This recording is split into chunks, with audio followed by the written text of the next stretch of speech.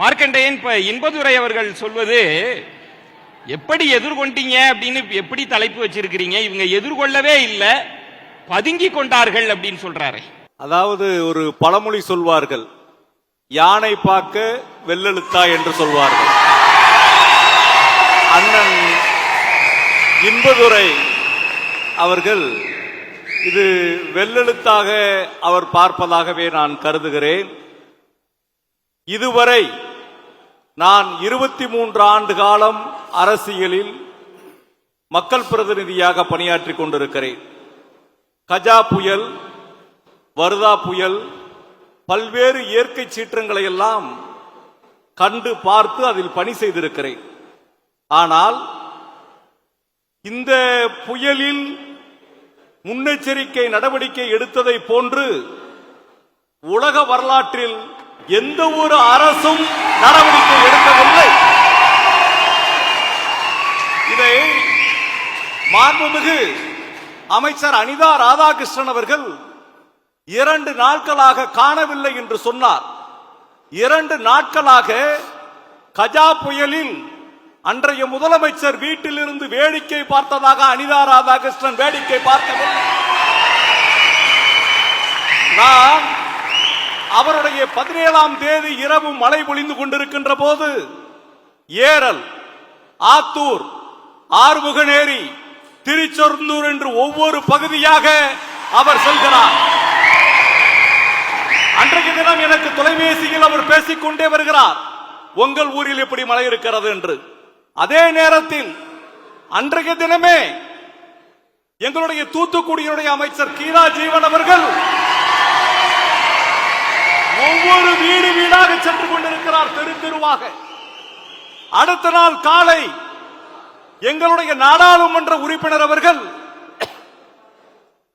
ஒரு நாடாளுமன்ற உறுப்பினர், ஒரு மக்கள் பிரதிநிதி இந்த அளவுக்கு மக்களை சந்தித்தார்கள் என்று ஊடகங்களாக இருந்தாலும் சரி, செய்தித்தாள்களாக இருந்தாலும் சரி, மக்களை சந்தித்ததாக இருந்தாலும் சரி, நிவாரணப் பொருட்களை கொடுத்ததாக இருந்தாலும் சரி, நான் வரலாற்றில் அவர்கள் கால்கள் இந்த புயல் வெள்ளத்தில் நடந்ததை பார்க்கின்ற போது மாவோவினுடைய கால்களுக்கு இணையாக அவர்களை நான் ஒப்பிடுகிறேன். இப்படி ஒரு வரலாற்றில் ஒரு தலைவர் என்று புயல் கொட்டி தீர்த்ததோ அன்று எங்களுடைய அமைச்சர்கள் 10 பேர் கொண்ட குழு தூத்துக்குடி மற்றும் திருநெல்வேலி மாவட்டத்தை மையமாக கொண்டு இவ்வளவு பெரிய இயற்கை சீற்றங்கள் 96 சென்டிமீட்டர் மழை பெய்த போதும் கூட ஆறுகள் அனைத்தும் ஒரு 60,000 கியூசி தண்ணியை தாங்கக்கூடியது நம்மளுடைய தாமிரபரணி. ஆனால் 1 லட்சம் கியூசி தண்ணீர் டேம்ல இருந்து மட்டும் திறந்து விட்டுருக்காங்க. எதனால் ஒரு விஷயம் இருங்க, நான் பேசுகிறேன், அண்ணனுக்கு வாய்ப்பு இருக்கின்றது. 1 லட்சம் லிட்டர் தண்ணி, 1 லட்சம் கனஅடியே டேம்ல திறந்து விட்டுருக்காங்க. இடைப்பட்ட பகுதியில் பெய்ந்த தண்ணீர், இப்ப கோவில்பட்டியில் இருக்கக்கூடிய பெய்ந்த தண்ணி தூத்துக்குடிக்கு தான் வரணும். கயத்தார், கடம்பூர் வந்து எக்ஸ்ட்ராடினரி ஹெவி ரெயின்ஃபால், அங்கேயும் உங்களுக்கு வந்து ஏறக்குறைய 550 மில்லிமீட்டர் மழை பெஞ்சிருக்குது. கடம்பூர்ல 550 மில்லிமீட்டர் மழை பெஞ்சிருக்குது. கயத்தார்ல 500 மில்லிமீட்டர் மழை பெஞ்சிருக்குது. இவ்வளவு மழையும் எங்க வரணும்? தூத்துக்குடிக்கு தான் வரணும்.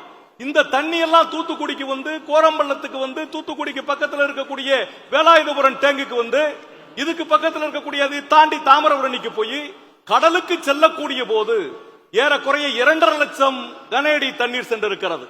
வரலாற்றில் இவ்வளவு பெரிய வெள்ளத்தை யாரும் பார்த்ததே இல்லை என்று ஆங்கரை நீங்க சொல்லுகிறீங்க. இவ்வளவு பெரிய மழையை திராவிட முன்னேற்ற கழகத்தினுடைய தலைவர், எங்களுடைய தமிழ்நாட்டினுடைய முதலமைச்சர், இந்த மக்களினுடைய ரட்சகன் மு.க. ஸ்டாலின் அவர்கள் மட்டும் இல்லை என்று சொன்னால் இந்த இவ்வளவு எளிதா பிரிவென்டிவ் ஆக்டிவிட்டியும் பண்ணிருக்க முடியாது, நிவாரணப் பணிகளையும் இவ்வளவு வேகமா செஞ்சிருக்க முடியாது.